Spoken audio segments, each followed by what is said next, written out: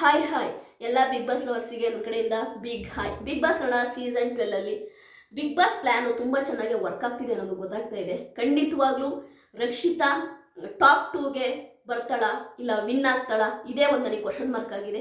ಗಿಲ್ಲಿಗೂ ಕೂಡ ನನಗೆ ಇದೇ ಅನ್ನಿಸ್ತಾ ಇದೆ. ಅಂದರೆ ಗಿಲ್ಲಿ ಮತ್ತು ರಕ್ಷಿತಾ ಇಬ್ಬರೂ ಕೂಡ ವಿನ್ನಿಂಗ್ ರೇಸಲ್ಲಿ ಇದ್ದಾರೆ ಅಂತ ನಾವು ಅಂದ್ಕೊಳ್ತಾ ಇದ್ದೀವಿ. But Bigg Boss plan, channel plan ಏನಾಗಿದೆಯೋ ಗೊತ್ತಿಲ್ಲ. ಯಾಕೆ ಅಂತಂದರೆ ಧನುಷ್ ಗೌಡನ್ನ ಈ ರೀತಿ ಅವರು ಸೇಫಾಗಿ ಫಿನಾಲೆ ಕರ್ಕೊಂಡು ಬಂದಿದ್ದು ನೋಡಿದರೆ ಎಕ್ಸ್ಪೆಕ್ಟು ಅನ್ಎಕ್ಸ್ಪೆಕ್ಟು ನಡೆಯುವಂತಹ ಸಾಧ್ಯತೆಗಳು ಎಲ್ಲ ಇದೆ ಬಿಗ್ ಬಾಸ್ ಮನೆ ಒಳಗಡೆ. ಅದೇ ರೀತಿ ಬಿಗ್ ಬಾಸ್ ಫಿನಾಲೆ ಸ್ಟೇಜ್ ಮೇಲೆ ನನಗೆ ಗೊತ್ತಾಗ್ತಾ ಇಲ್ಲ, ನನಗೆ ಧನುಷ್ ಗೌಡ್ಗೆ ವಿನ್ನಿಂಗ್ ಟ್ರೋಫಿ ಕೊಡುವಂತಹ ಎಲ್ಲ ಸಾಧ್ಯತೆಗಳು ಕಂಡು ಬರ್ತಾ ಇದೆ. ನೋಡೋಣ. ದಯವಿಟ್ಟು ಯಾರು ಕೂಡ ಓಟನ್ನು ಕಮ್ಮಿ ಮಾಡಬೇಡಿ. ಗಿಲ್ಲಿ ನಟನ್ಗೆ, ರಕ್ಷಿತನ್ಗೆ, ಅದೇ ರೀತಿ ಅಶ್ವಿನಿ ಗೌಡಗೆ ಓಟ್ ಹಾಕಿ ಅಂತೀನಿ.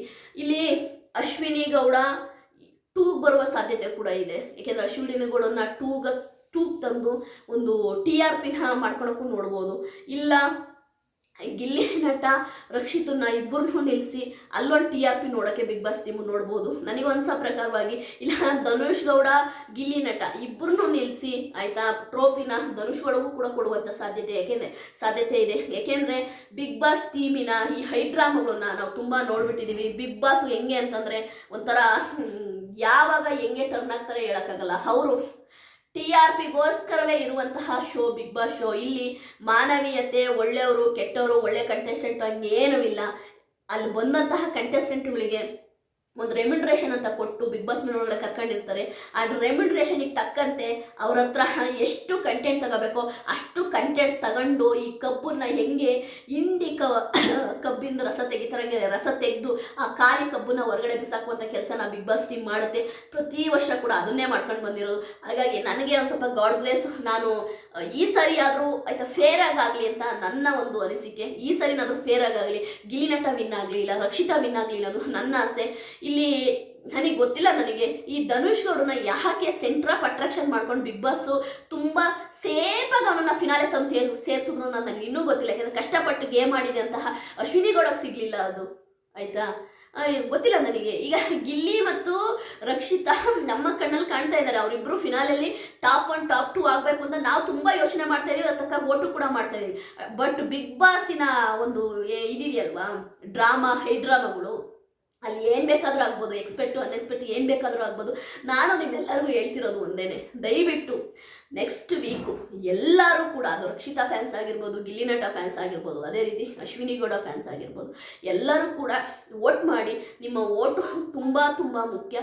ಅದಲ್ಲದೆ ಇಲ್ಲಿ ನೋಡಿ, ಧನುಷ್ ಗೌಡನ್ನು ಕಾವ್ಯನ್ನು ಎಷ್ಟು ಈಸಿಯಾಗಿ ಫಿನಾಲೆ ಮೆಟ್ಲು ಹತ್ತಿಸಿದ್ರು ನೋಡಿ. ಈಸಿಯಾಗಿ ಬಂದರು ಫಿನಾಲೆ ಮೆಟ್ಲು, ಆಯಿತಾ. ಅವ್ರಿಗೆ ಏನು ಟೆನ್ಷನ್ ಇಲ್ಲದಂಗೆ ಈಸಿಯಾಗಿ ಬಂದರು. ಪಾಪ ಕಷ್ಟಪಟ್ಕೊಂಡು ಕಂಟೆಂಟ್ ಕೊಟ್ಕೊಂಡು ಗೇಮ್ ಮಾಡ್ಕೊಂಡು ಬಂದಂತಹ ಕಂಟೆಸ್ಟೆಂಟ್ಗಳು, ಆಯಿತಾ. ಹಂಗಾರೆ ಅವ್ರಿಗೆ ಏನು ಬೆಲೆನೇ ಇಲ್ವಾ? ಅವ್ರ ಆಟಕ್ಕೆ ಬೆಲೆನೇ ಇಲ್ವಾ? ಈ ಬಿಗ್ ಬಾಸಿನ ಮರ್ಮವನ್ನು ತಿಳ್ಕೋಬೇಕು ಅಂತಂದರೆ ತುಂಬ ಕಷ್ಟ ಇದೆ. ನಿಮಗೆ ನಾನು ಫಿಲ್ಟ್ರ್ ಇಲ್ದಂಗೆ ಹೇಳ್ತೀನಿ, ಸ್ಟ್ರೈಟ್ ಫಾರ್ವರ್ಡಾಗಿ ಹೇಳ್ತೀನಿ. ಅದಕ್ಕೆ ನಾನು ನಿಮಗೆ ಕೆಟ್ಟೋಳು.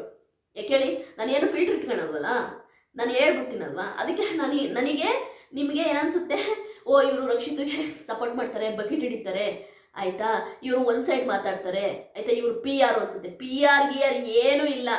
ನಂದು ಒಂದೇ ಅಜೆಂಡಾ, ಕಷ್ಟಪಟ್ಟು ಕಂಟೆಂಟ್ ಕೊಟ್ಟಂತಹ ಕಂಟೆಸ್ಟೆಂಟ್ಗಳು, ಕಷ್ಟಪಟ್ಟು ಗೇಮ್ ಆಡುವಂಥ ಕಂಟೆಸ್ಟೆಂಟ್ಗಳು ಬಿಗ್ ಬಾಸ್ ಮನೆಯಿಂದ ಹೋಗಬಾರ್ದು. ಓತ್ಲಾ ಹೊಡ್ಕೊಂಡು ಇರೋ ಅಂಥ ಕಂಟೆಸ್ಟೆಂಟು ಬಿಗ್ ಬಾಸ್ ಮನೆಯಿಂದ ಹೋಗಬೇಕು ಅನ್ನೋದು ಅಷ್ಟೇ ನನ್ನ ಅಜೆಂಡಾ.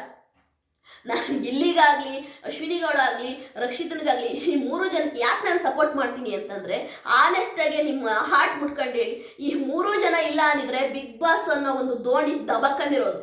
ಬಿಗ್ ಬಾಸ್ ಅನ್ನೋ ಒಂದು ಶಿಪ್ಪು ಇಲ್ಲಿ ತನಕ ಇಷ್ಟು ಸಕ್ಸಸ್ಫುಲ್ಲಾಗಿ ಸೂಪರ್ TRP ತಗೊಂಡು ಮುಂದಕ್ಕೆ ನಡೀತಾ ಇರಲಿಲ್ಲ. ಅದನ್ನೆಲ್ಲ ಯೋಚನೆ ಮಾಡಿ ಅಂತ ಹೇಳ್ತೀನಿ. ನೀವು ನನ್ನನ್ನು ಬ್ಲೇಮ್ ಮಾಡೋದ್ರಿಂದ ಏನೂ ಪ್ರಯೋಜನ ಇಲ್ಲ. ನಿಮ್ಮನ್ನು ನೀವು ಕುತ್ಕೊಂಡು ಥಿಂಕ್ ಮಾಡಿ, ಇವ್ರು ಹೇಳ್ತಿರೋದು ಕರೆಕ್ಟ್ ಅನ್ನೋದು ನಿಮಗೆ ಗೊತ್ತಾಗುತ್ತೆ. ನನ್ನ ವಿಡಿಯೋ ನಿಮಗೆ ಇಷ್ಟ ಆದರೆ ಲೈಕ್ ಮಾಡಿ, ಸಬ್ಸ್ಕ್ರೈಬ್ ಮಾಡಿ. ಬಾಯ್.